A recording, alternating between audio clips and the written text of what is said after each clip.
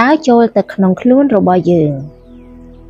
ពេលនៅកណ្ដាលភាពស្ងប់ស្ងាត់ចូលបែរខ្នងដាក់ភាពឯកាហើយដើរចូលទៅក្នុងខ្លួនរបស់យើងនោះយើងនឹងមើលឃើញអ្វីម្យ៉ាងដែលអាចកែប្រែពិភពលោកបានភាពស្ងប់ស្ងាត់ចំពោះអ្នកខ្លះគឺជាភាពស្រងេះស្រងោចដ៏សែនវេទនាប៉ុន្តែចំពោះមនុស្សមួយចំនួនភាពស្ងប់ស្ងាត់គឺជាពន្លឺមនុស្សមួយក្រុមនេះហើយដែលជាអ្នកបង្កើតនិងកែប្រែពិភពលោករួមទាំងកែប្រែជីវិតមនុស្សភាគច្រើនដែលភាពស្ងប់ស្ងាត់ធ្វើឲ្យជីវិតស្រងេះស្រងោចព្រោះតែបែបនេះហើយទើបបានជាពិភពលោករបស់យើងមានមនុស្សទុកច្រើនជាងមនុស្សមានសេចក្តីសុខមានមនុស្សពូកែតិចជាងមនុស្សធម្មតាមានមនុស្សទឹកភ្នែកច្រើនជាងមនុស្សសាយកណ្ដាលភាពស្ងប់ស្ងាត់រមែងមានស្រមោលនៃភាពកណ្ដោចកណ្ដែងឡោមព័ទ្ធនេះគឺជារឿងដែលគ្រប់គ្នាត្រូវជួបប្រទះក្នុងអំឡុងពេលមួយក្នុងជីវិតឬក៏អាចពេញមួយជីវិត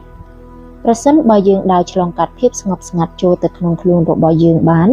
នោះភាពស្រងេះស្រងោចនឹងគ្មានន័យតទៅទៀតយើងនឹងមានការសប្បាយនិងផនភាំងនឹងអ្វីម្យ៉ាងដែលបានរកឃើញក្នុងខ្លួនយើងរហូតភ្លេចតែម្ដងថាភាពស្រងេះស្រងោចមានមុខមាត់យ៉ាងណារដូវណាក៏មិនខុសគ្នាដើមឈើគ្រប់រដូវត្រូវឆ្លងរាល់បម្រែបម្រួលគ្រប់រដូវហើយមិនថារដូវណាក៏សុទ្ធតែកាយសាហាវទាំងអស់គ្រប់នាទីក្នុងជីវិតដើមឈើត្រូវតែតស៊ូរដូវកាលប្រៀបដូចជាវដ្តនៃសេចក្តីសុខនិងទុក្ខនៅក្នុងរដូវត្រជាក់យើងអាចនឹងគិតថាអាកាសធាតុត្រជាក់ស្រួលមិនចាំបាច់ទ្រាំក្តៅនឹងពន្លឺថ្ងៃដិតរោលប៉ុន្តែក្នុងខណៈយើងរស់នៅឃ្លាតកម្ដៅក៏ត្រូវទ្រាំទ្រនឹងខ្យល់ត្រជាក់ទោះបីជានៅក្នុងពេលដែលផែនដីនាំយករដូវភ្លៀងដែលត្រជាក់ត្រជុំមកឲ្យប៉ុន្តែប្រសិនជាភ្លៀងធ្លាក់ខ្លាំងពេកយើងក៏ត្រូវជួបភាពត្រជាក់រងានៅក្នុងរដូវភ្លៀងនេះហើយដែលជីវិតជាច្រើនលង់ទឹកស្លាប់ដោយមិនបានត្រៀមខ្លួនគ្មានរដូវណាដែលមានកម្រិតសមល្មមនឹងជីវិតឡើយហេតុនេះហើយទើបបានជានៅក្នុងសេចក្តីសុខមានក្តីទុក្ខនៅជាមួយ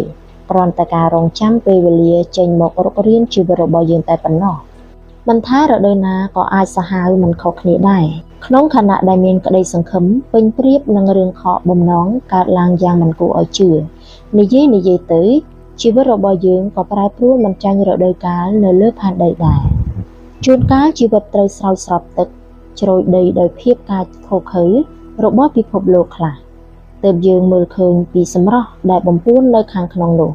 ប្រៀបដូចដើមឈើលូតលាស់បានគ្រប់រដូវព្រោះតែការតបតែងទើបបានជាធំធាត់សេរីភាពច្រើនតែធ្វើឲ្យជីវិតគ្មានប្រៀបប្រសិនជាយើងមិនយល់ពីភាពខុសគ្នារវាងសេរីភាពនិងការទទួលខុសត្រូវមនុស្សជាច្រើននៅក្នុងពិភពលោកនេះលូតលាស់រីកចម្រើនព្រោះតែដើរចេញពីព្រំដែនកំណត់ប៉ុន្តែក៏មានមនុស្សជាច្រើនអ្នកដែរនៅលើโลกនេះមានជីវិតឃ្លាតឆ្ងាយពីសេចក្តីសុខនិងជោគជ័យព្រោះតែដើរចេញពីព្រំដែនកំណត់សេរីភាពមានលក្ខណៈគួរឲ្យខ្លាចបើសិនជាម្ចាស់នៃសេរីភាពនោះមិនយល់ពីភាពខុសប្លែកគ្នារវាងសេរីភាពនិងការទទួលខុសត្រូវអ្នកខ្លះដើរចេញពីដែនកំណត់លឿនជ្រុលពេកធ្វើឲ្យធំធាត់ដោយគ្មានប្រសិទ្ធភាពគ្មានការតុបតែងលម្អស័ក្តិសមនឹងខ្លួនបើមិនតុបតែងលម្អមានដែរឬដែលនឹងធំធាត់លូតលាស់យ៉ាងស្រស់ស្អាតខុសពីមនុស្សដើរចេញពីដែនកំណត់នៅក្នុងថ្ងៃដែលគេយល់ពីតួនាទីរបស់ខ្លួនច្បាស់ហើយដឹងថាខ្លួនកើតចេញមកដើម្បីអ្វីដឹងថាផ្លូវណាគឺជាផ្លូវត្រឹមត្រូវជីវិតតុបតែងលម្អត្រូវទិសតំបន់ហេតុនេះមិនមែនជារឿងខុសទេដែលគេដើរចេញពីសម្បកដើមឈើដើម្បីជ្រើសផ្លូវជីវិតដោយខ្លួនឯងដោយភាពទទួលខុសត្រូវទោះបីជាដែនកំណត់ធ្វើឲ្យយើងខ្វះសេរីភាពនិងខ្វះការគិតច្នៃនិងខ្វះការគិតកែច្នៃប្រឌិតប៉ុន្តែក៏មិនអាក្រក់អ្វីដែរបើខំខាំងមួយរយៈព្រោះកត្តាទាំងនេះគឺជាដើមទុននៃជីវិតគឺជាអ្វីត្រូវតុបតែងមេធៀងជួយច្នៃយើងបញ្ចេញពន្លឺបដូរពីគ្រោះគ្មានតម្លៃคล้ายទៅជាពេជ្រ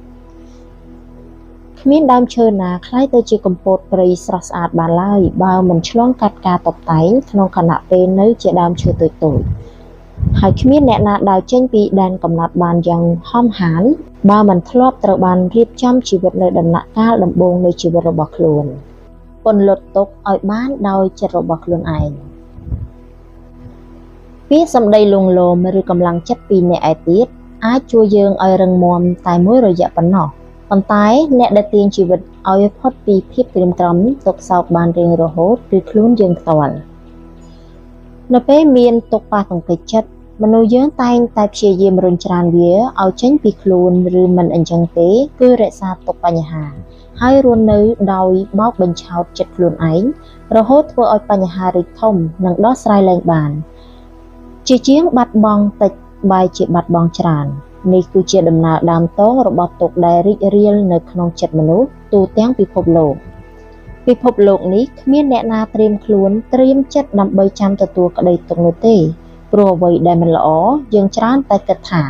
វានឹងមិនកើតឡើងចំពោះយើងប៉ុន្តែជីវិតមនុស្សយើងមានឡើងចុះហើយមានភាពមិនទៀងទាត់ជាងភាពទៀងទាត់នេះគឺជាច្បាប់ធម្មជាតិថ្ងៃនេះអាចមានរឿងឲ្យសើចរហូតស្រក់ទឹកភ្នែកប៉ុន្តែថ្ងៃស្អែកអាចស្រក់ទឹកភ្នែកដោយសារទុក្ខក៏ថាបាននៅពេលមានអ្វីមកតង្គិចចិត្តមិនថារឿងល្អឬអាក្រក់ចូលយើងត្រូវតាំងស្មារតីហើយរស់នៅដោយយល់ពីធម្មជាតិគឺយល់ពីធម្មជាតិរបស់មនុស្សដែលមានទាំងផ្នែកងងឹតនិងផ្នែកភ្លឺយល់ពីភាពទៀងទាត់របស់ពិភពលោកថាអ្វីៗក៏អាចកើតឡើងដែរនៅមានអ្នកណាមកធ្វើឲ្យកាយចិត្តយើងឈឺចាប់ឬក៏មានរឿងអ្វីមិននឹកស្មានដល់កើតឡើងយើងត្រូវតាំងស្មារតីព្រមទទួលព្រមយល់រួចរកផ្លូវចេញទៅតាមហេតុផលនោះបញ្ហានឹងត្រូវដោះស្រាយបានឆាប់ហើយទុកនឹងបាត់បង់ពីក្នុងចិត្តយើងបានកាន់តែឆាប់យើងក៏មិនបាច់ខាតពេលឬខូចអារម្មណ៍នៅពេលទទួលបានការបដិសេធការជួយពីអ្នកដទៃព្រោះរឿងរបស់យើងទុក្ខរបស់យើងទោះជាត្រូវមនុស្សទូទាំងពិភពលោកយល់គ្មានអ្នកណាពន្លត់ទុក្ខរបស់យើងបើសិនជាយើងមិនពន្លត់វាដោយខ្លួនឯង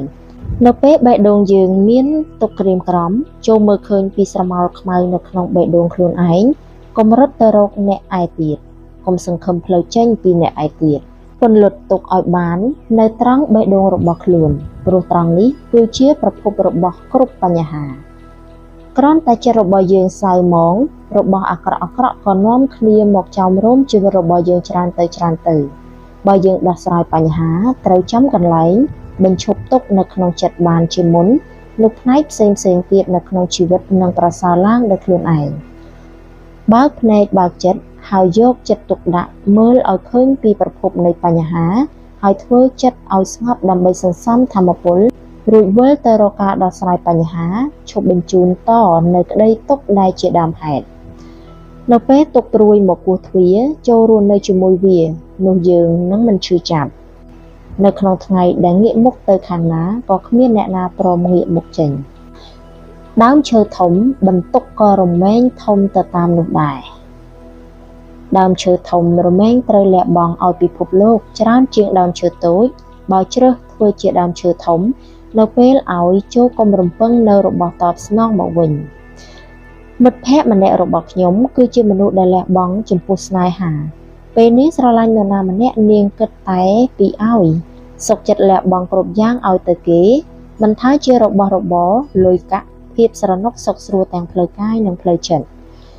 អ្នកដែលចូលមកក្នុងជីវិតនាងភាគច្រើនមានតែអ្នកសង្ឃឹមបានអ្វីដែលនាងមានលុះពេលស្កប់កាយស្កប់ចិត្តហើយក៏ដើរចេញទៅមិនសូវមានអ្នកណាដើរចូលមកដោយបេះដូងស្មោះស្ម័គ្រហើយរាល់លើកដែលអ្នកទាំងនោះធ្វើអ្វីមិនបានដូចចិត្តនាងតែងតែមានទុក្ខព្រួយក្រៀមក្រំព្រមទាំងទួញធ្ងរនឹងពិភពលោកថាពិតជាគ្មានយុត្តិធម៌តតែសោះនាងលះបង់គ្រប់យ៉ាងដល់ថ្នាក់នេះហើយហេតុអីក៏អំពើល្អគ្មានន័យមិនតែប៉ុណ្ណឹងថែមទាំងអ្នកឯទៀតជុំវិញខ្លួនគិតតែពីខ្សែលើនាងរហូតធម្មជាតិរបស់មនុស្សនៅពេលឲ្យអ្វីមួយហើយតែងតែសង្ឃឹមថាបានតបស្នងមកវិញកាន់តែឲ្យច្រើនកាន់តែចង់បានមកវិញច្រើនដូច្នេះហើយនៅពេលការឲ្យប្រែទៅជាសូន្យក៏ធ្វើឲ្យយើងឈឺចាប់ខ្ញុំនិយាយប្រាប់នាងថាបើជ្រើសធ្វើជាដើមឈើធំនៅរំពឹងអ្វីនឹងស្មៅដែលមកអាស្រ័យរស់ក្រោមម្លប់មិនតែប៉ុណ្ណោះថែមទាំងសូមចែករំលែកទឹកនិងអាហារពីយើងទៀតទៅសង្ឃឹមអ្វីនឹងសត្វស្លាបដែលមកអាស្រ័យធ្វើសម្បុកដេកហើយពេលជីវិតលូតលាស់ធំធាត់ហើយក៏ហើរចេញទៅសង្ឃឹមអ្វីនឹងដង្កូវសត្វល្អិតតូចដែលចាំតែចាស់ស្លឹកស៊ីដោយមិនខ្វល់ថាយើងឈឺចាប់ប៉ុណ្ណាគិតតែឲ្យឆ្អែតក្រពះរបស់ខ្លួននៅពេលជ្រើសធ្វើដើមឈើធំទៅសង្ឃឹមអ្វីលើជីវិតតូចដែលពឹងពាក់យើងបើចង់រស់នៅស្រួលដកដង្ហើមស្រួលត្រូវធ្វើជាស្មៅដង្កូវសត្វល្អិតនិងរស់នៅទម្រង់ជាអ្នកទទួល ហើយបៀតបៀនធ្វើបាបអ្នកឯទៀតម្ដងម្កាលជីវិតតូចៗរមែងតែងគ្មានអ្នកណាមកពឹងពាក់អាចរស់នៅយ៉ាងស្រួលមួយថ្ងៃដកដង្ហើមចោលហើយធ្វើតួនាទីត្រឹមតែភាវៈមានជីវិតមួយប្រភេទនៅលើផែនដីរស់នៅយ៉ាងគ្មានរូបរាងគ្មានការចងចាំដោយសារតែដើមឈើធំមានបន្ទុកធំហេតុនេះអាចនឹងត្រូវរស់នៅក្នុងទម្រង់ជាអ្នកផ្ដល់ឲ្យច្រើនជាងអ្នកទទួលត្រូវឈឺចាប់បាត់បង់ម្ដងម្កាលប៉ុន្តែសូមកុំភ្លេចថាគ្រាន់តែកាត់ដើមឈើមួយដើមក៏រង្គើដល់ដួងផ្កាយបានដែរខុសគ្នាពីការកាត់ស្មៅមួយតងដែលអ្នកណាក៏មិនត្រូវការរវាងអ្នកឲ្យនិងអ្នកទទួលភាពស្រស់សង្ហាមានលក្ខណៈខុសគ្នាទោះបីជាជនដែលមកបៀតបៀនពឹងពាក់យើងដួសត្រង់តែផលប្រយោជន៍ពីយើងមិនដែលបង្កើតអ្វីល្អដល់យើងក្រៅតែពីមកធ្វើឲ្យយើងអំពុលទុកក្តៅក្រហាយក៏ដោយនៅពេលយើងឲ្យរបស់អ្វីមួយទៅមនុស្សទាំងនោះចូលគិតថាយើងជួយគេឲ្យមានសេចក្តីសុខហើយការឲ្យធ្វើឲ្យចិត្តយើងមានសេចក្តីសុខកុំសង្ឃឹមចង់បានអ្វីច្រើនជាងនេះម្យ៉ាងទៀតពិភពលោកមិនមើលរំលងអ្នកលះបង់ឡើយទោះបីជាដើមឈើធំមិនទទួលបានអ្វីត្រឡប់មកវិញពីអ្នកអាស្រ័យប៉ុន្តែប្រសិនជាមើលជ្រៅទៅក្រោមដីនឹងមានដៃដែលយើងមើលមិនឃើញជាច្រើនចាំជួយទ្រទ្រង់យើងមិនថាដង្កូវក្រោមដីចិនលេនដែលជួយឲ្យដីមានជីជាតិជួយឲ្យឫសយើងចាក់ចូលទៅជ្រៅយ៉ាងមាំដោយពួកគេមិនបានបៀតបៀនយើងអ្វីបន្តិចសោះក៏ដូច្នេះដែរជួនកាលពិភពលោកក៏ឲ្យរង្វាន់ជីវិតដល់អ្នកឲ្យទៅបានជាជីវិតរបស់យើងធំលូតលាស់យ៉ាងមហាអស្ចារ្យក្តីទុក្ខគឺជាចង្វាក់តន្ត្រីបើយើងយល់ថាក្តីទុក្ខគឺជាចង្វាក់តន្ត្រីហើយតួនាទីរបស់យើងគឺត្រូវបង្វិលខ្លួនទៅតាមចង្វាក់នោះឲ្យត្រឹមត្រូវនោះយើងនឹងហត់នឿយនឹងការតតាំងតិចជាងមុនហើយសប្បាយនឹងពិភពលោកនេះកាន់តែខ្លាំង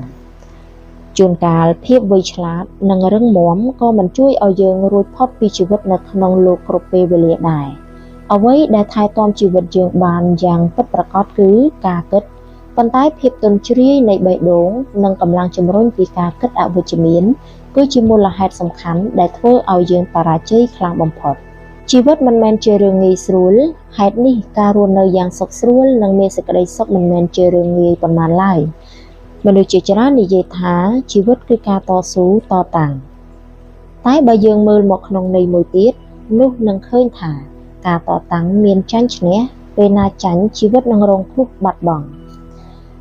បើយើងគិតថាសេចក្តីទុក្ខជាចង្វាក់តន្ត្រីហើយជីវិតគឺការរាំទៅតាមចង្វាក់នោះឲ្យត្រឹមត្រូវនោះនៅពេលមានទុក្ខចូលមកយើងនឹងបានស្វែងយល់ថាពិភពនេះមានតន្ត្រីចម្រុះចង្វាក់ខ្លះពិបាកចង្វាក់ខ្លះស្រួលយើងត្រូវពុតពែនខ្លួនឲ្យបានត្រឹមត្រូវតាមចង្វាក់នោះទើបមិនជំពប់ជើងដួលការតស៊ូតតាំងនៃជីវិតជួនកាលកាន់តែតតាំងប៉ុណ្ណាយើងក៏កាន់តែរបួសប៉ុណ្ណោះប៉ុន្តែការរាំមិនថាជួបនឹងចង្វាក់ពិបាកប៉ុណ្ណាក៏កើតឧបទ្ទហេតុជំពប់ជើងដួលក្រេតជើងឬក៏រាំរហូតអស់កម្លាំងក៏ជីវិតនៅតែសប្បាយពេលជួបនឹងបញ្ហាយើងមើលឃើញផ្លូវចេញយើងត្រូវគិតថាជួបនឹងតន្ត្រីដែលមានចង្វាក់ថ្មីដែលពិបាកហេតុនេះទើបបានជាយើងរាំតាមមិនបានធ្វើឲ្យរាំខុសចង្វាក់ដួលឈឺខ្លួនចង្វាក់នេះអាចមិនទាន់មានអ្នកណាប្រឡងជាប់ឬក៏មានតិចអ្នកខ្លាំងណាស់រហូតប្រវត្តិសាស្ត្រមិនចារទុកយើងត្រូវតែក្រោកឡើងរាំឲ្យបានដោយយើងខ្លួនឯងតល់ទោះបីជាត្រូវឆ្លងកាត់វាតែម្នាក់ឯងក៏ដោយមិនថាដួលប៉ុន្មានដងក៏ត្រូវតែក្រោកឡើងហើយរាំបន្តទៀតព្រោះនោះយ៉ាងណាក៏តន្ត្រីធ្វើឲ្យជីវិតយើងស្រស់ស្រាយដែរការរបួសដោយសារតែតតាំងនៃជីវិតមិនមែនជារឿងសប្បាយប៉ុន្តែការដួលព្រោះតែរាំមិនថាឈឺចាប់ប៉ុណ្ណាក៏យើងនៅតែញញឹមតស៊ូជានិច្ចមិត្តរួមដំណើរដែលមិនមែនជាគូជីវិតការដើរនៅលើវិថីជីវិតក៏ដូចនឹងការបើកយានយន្តដែរយើងមិនអាចជៀសផុតពីការប៉ះទង្គិចបុកអ្នកផ្សេងទៀតបើយើងមិនបុកគេក៏គេមកបុកយើងប៉ុន្តែទោះជាយ៉ាងណាក៏យើងនៅតែត្រូវប្រើផ្លូវដដែលហេតុនេះយើងមិនអាចជៀសវាងឧបទ្ទហេតុដោយការបដូរផ្លូវថ្មីបានឡើយនៅពេលជីវិតបុកអ្នកឯទៀតកាលពេលរៀននៅមហាវិទ្យាល័យមានមិត្តភ័ក្តិជាច្រើនឈប់រៀនកណ្ដាលទីដោយមូលហេតុមិនត្រូវគ្នានឹងមិត្តផ្សេងទៀតមានបញ្ហាម្ដងផ្លាស់សាលាម្ដងវល់បែបនេះរហូតជីវិតមិនដឹងទៅណាមិនចូលគ្នានឹងអ្នកណាគ គឺជាមូលហេតុស្ដាប់ទៅគ្មានបានការសោះប៉ុន្តែវាគឺជារឿងធំសម្រាប់មនុស្សមួយចំនួនសូម្បីតែខ្លួនយើងផ្ទាល់ក៏មិនអាចបដិសេធបានដែរថាមនុស្សនៅជុំវិញខ្លួនគឺជាផ្នែកសំខាន់ក្នុងការកំណត់សេចក្តីសុខនិងទុក្ខឲ្យជីវិតយើងលុះចាប់ផ្ដើមធ្វើការក៏មានមិត្តភ័ក្តិមួយចំនួនក្នុងមួយឆ្នាំធ្វើការច្រើនកន្លែងមូលហេតុដូចជាមិនចុះសម្រុងនឹងកន្លែងធ្វើការមានអ្នកចាំធ្វើបាបចាក់រុកឆ្កឹះឆ្កៀលលុះមានបញ្ហានឹងអ្នកដទៃទៀតក៏ខ្លះកន្លែងធ្វើការទៀតហើយលុះពេលទៅធ្វើការនៅកន្លែងថ្មីនៅពេលមានបញ្ហាឯទៀតក៏ខ្លះកិច្ចទៀតជីវិតវិលវល់បែបនេះបើយើងមិនអាចសម្រេចស្វែងយល់ក្នុងការរស់នៅជាមួយគ្នាភាពផ្សេងគ្នារបស់មិត្តភ័ក្តិរួមពិភពលោកនេះយើងនឹងជួបតែបរាជ័យម្ដងហើយម្ដងទៀតព្រោះគ្រប់វិធីគ្មានវិធីណាដែលជារបស់យើងតែម្នាក់មិនថាបត់ទៅខាងណាក៏ជួបនឹងភាពស្មុគស្មាញបើជួបនឹងឧបទ្ទហេតុម្ដងក៏បដូរថ្មីម្ដងយើងនឹងគ្មានថ្ងៃទៅដល់គោលដៅព្រោះផ្លូវគ្រប់ដែលយើងបត់សុទ្ធតែមានយានយន្តជាច្រើនចរាចរទៅមុខរហូតខ្លះបើកបរតាមច្បាប់អ្នកខ្លះចូលចិត្តបំពានច្បាប់ធ្វើឲ្យអ្នកដទៃអំពើទុក្ខអ្នកខ្លះបើកបរទាំងស្រវឹងចេះតែបើកមុខអ្នកផ្សេងទៀតហើយអ្នកខ្លះទៀតគឺជាចោរចាំតែលួចយានយន្តនៅក្នុងពេលដែលយើងភ្លេចខ្លួនមនុស្សនៅក្នុងពិភពលោកនេះមានមិនប្រមាណប្រភេទហើយមានប្រភេទមនុស្សដែលអ្នកមិនចូលចិត្តមានពេញពិភពលោកពួកគេរស់នៅគ្រប់បន្ទុកកន្លុកកន្លៀតមិនថាកិច្ចទៅណាមិនថាងាកទៅណាក៏គ្មានថ្ងៃផុតព្រោះតែមនុស្សគឺជាសត្វសង្គមមិនអាចរស់នៅបានតែម្នាក់ឯងគ្មានអ្នកណាដើរដល់គោលដៅបានដោយខ្វះមិត្តនិងសត្រូវគ្រប់ពេលវេលាយើងមានទំនាក់ទំនងនឹងអ្នកផ្សេងឯទៀតបើមិនដោយផ្ទាល់ក៏ដោយប្រយោលចំណុចសំខាន់របស់ជោគជ័យមិនមែនស្ថិតនៅលើចំណេះដឹងសមត្ថភាពឆ្លាតវៃដោយមនុស្សជាច្រើនយល់នោះទេគឺស្ថិតនៅការស្វែងយល់រស់នៅជាមួយមនុស្សម្នាដែលដើរបញ្ច្រាស់គ្នាទៅមកនៅលើផ្លូវដោយមិនកើតឧបទ្ទហេតុប៉ះទង្គិចរហូតខ្លួនឯងរបួសនៅពេលប៉ះទង្គិចនឹងមនុស្សជុំវិញខ្លួនយើងត្រូវចេះបន្ធូរបន្ថយបេះដូងហើយដើរកាត់ភាពរញ៉េរញ៉ៃមានមនុស្សម្នាខ្វាត់ខ្វែងនៅផ្លូវដែលជ្រើសរើសដើររហូតទាល់តែដល់គោលដៅយ៉ាងមានសេចក្តីសុខរបួសចិត្តត្រូវព្យាបាលដោយការបើកចិត្តនៅពេលឈឺបេះដូងចូលបើកចិត្តនោះរបស់ថ្មីដែលចូលមកក្នុងជីវិតអ្នកនឹងជួយកែប្រែជីវិតរបស់យើងឲ្យប្រសើរឡើងមានមួយនោះខ្ញុំបានញ៉ាំបាយជាមួយក្រុមអ្នកខូចចិត្តមិត្តម្នាក់ខូចចិត្តនឹងជីវិតរីឯមិត្តទៀតខូចចិត្តនៅស្នេហាក្រោយពីប៉ាន់ប្រមាណពីអាការៈរបស់ពួកគេទាំងពីរនាក់រួចមកសរុបទៅពួកគេរងរបួសដូចគ្នាមិនថាមានទុក្ខព្រួយព្រោះរឿងស្នេហាឬការទុក្ខព្រួយរឿងជីវិតក៏សុទ្ធតែឈឺត្រង់បេះដូងមិនចាញ់គ្នានៅពេលបេះដូងឈឺរបួសហើយយើងទុកវាចោលនោះរបួសនឹងរ៉ាំរ៉ៃបេះដូងនឹងរងការខូចខាតคล้ายទៅជាមនុស្សគិតអវិជ្ជមានហើយជីវិតក៏អវិជ្ជមានរឿងសំខាន់របស់មនុស្សយើងម្នាក់ខុសៗគ្នាអ្នកខ្លះកើតមកដើម្បីរែកទូលផែនដីពេលចាញ់ក៏ឈឺចាប់ទាំងកាយនិងចិត្តអ្នកខ្លះកើតមកដើម្បីវិលឲ្យចរន្តស្នេហាដើរលុះពេលចាញ់ក្នុងទីលានស្នេហាគេក៏អស់កម្លាំងកំហែងក្នុងការរស់នៅប្រសិនបើពិភពលោកនេះគ្មានស្នេហាពិភពលោកនេះក៏គ្មានភាវៈមានជីវិតហើយប្រសិនជាលោកនេះគ្មានការប្រកួតប្រជែងនោះលោកនេះក៏មិនអាចវិលទៅបានដែរហេតុនេះយើងមិនអាចនិយាយបានទេថាមួយណាសំខាន់ជាងមួយណាព្រោះកត្តាទាំងពីរនេះសុទ្ធតែធ្វើឲ្យពិភពលោកមានលំនឹងតួនាទីរបស់យើងគឺទ្រទ្រង់ជីវិតឲ្យដើរនៅក្នុងពិភពទាំងពីរយ៉ាងមានតុល្យភាពមិនថាបេះដូងឈឺព្រោះតែអ្វីក៏ដោយសម្រស់នៃជីវិតបាត់បង់ស្ទើរតែពាក់កណ្ដាលក៏ដោយមិនថាដួលក្នុងពិភពណាក៏កុំបណ្ដោយឲ្យជីវិតទៅតាមយថាកម្មសូមប្រើប្រាស់ដង្ហើមដែលនៅសល់បើកបេះដូងស្វាគមន៍របស់ថ្មីនោះបន្លាស់ប្ដូរនិងរុញច្រានរបស់ល្អៗចូលមករកយើងបើពិភពលោកនៃសេចក្តីស្នេហាមានភាពក្តៅររៀលរហូតដេកមិនលក់ហើយមិនអាចធ្វើអ្វីឲ្យប្រសើរជាងនេះបានបើយើងនៅតែទ្រាំដេកនៅក្នុងនោះស្នេហាអប្រិយនឹងកាន់តែកំឡោចរហូតមិនសល់សូម្បីស្រមោលរបស់ខ្លួនបើពិភពលោកនៃជីវិតកើតសង្គ្រាមជុំវិញខ្លួនមានតែការកាប់សម្លាប់ទោះបីយើងមិនទៅច្បាំងនឹងអ្នកណាប៉ុន្តែសង្គ្រាមនោះនឹងធ្វើឲ្យយើងរងរបួសជាមួយវាដែរហេតុនេះយើងត្រូវតែដើរចេញពីសមរភូមិប្រយុទ្ធ ពិភពលោកនេះធំទូលាយកុំសង្ងំនៅក្នុងពិភពដដែលនៅមានពិភពនៃស្នេហាជាច្រើនទៀតដែលត្រជាក់គួរឲ្យចង់ដេកនៅមានពិភពនៃជីវិតច្រើនទៀតដែលស្ងប់សន្តិភាពមានមនុស្សម្នាស្រឡាញ់គ្នាស្អិតល្មួតយើងគ្រាន់តែដើរចេញទៅស្វែងរកហើយនាំខ្លួនឯងចូលទៅក្នុងនោះឲ្យបានការដើរចេញពីជីវិតរបស់នរណាម្នាក់ឬដើរចេញពីកន្លែងធ្វើការជាទីស្រឡាញ់នឹងមានសម្ព័ន្ធភាពជាយូរណាស់មកហើយសូមត្រឹមតែកុំដើរចេញព្រោះគិតថាទីនោះម៉ោងនោះយើងត្រូវរត់គេចប៉ុន្តែចូលដើរចេញដោយបេះដូងដែលមានភាពចង់ស្វែងយល់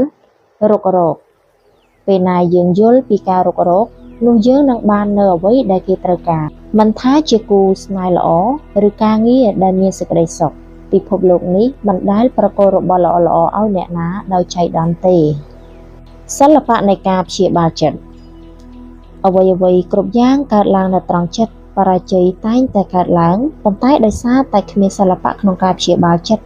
ទើបបានជាមើលមិនឃើញថាអ្វីគឺជាមូលហេតុដែលធ្វើឲ្យជីវិតធ្លាក់ដុនដាបខ្ញុំចូលចិត្តមើលកុនតែម្នាក់ឯងហើយមានសេចក្តីសុខនិងភាពងងឹតនៅក្នុងរោងកុននេះគឺជាការរកឃើញដោយចៃដន្យថា